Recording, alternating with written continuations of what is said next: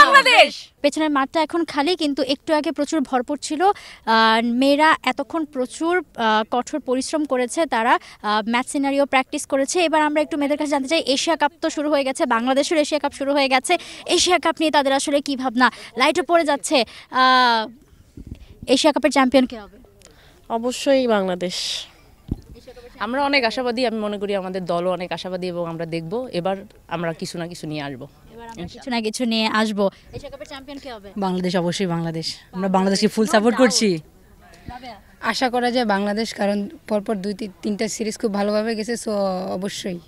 আচ্ছা, বাংলাদেশ তো চ্যাম্পিয়ন হবে, হাইয়েস্ট রান স্কোরার কে হবে কি মনে হয়?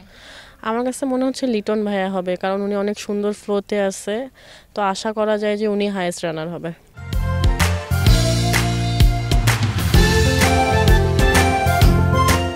আচ্ছা, আর যদি হাইয়েস্ট উইকেট টেকার বলি? আমার তো মানে আমি খুব আশাবাদী, আমি যেহেতু অ্যাজ এ লেগ স্পিনার আমি মনে করি রিশাদ হোসেন হইলে আমি খুব খুশি হব। ওকে ওকে। আর যদি বলি যে মানে প্লেয়ার অফ দ্য সিরিজ কাকে দেখতে চান?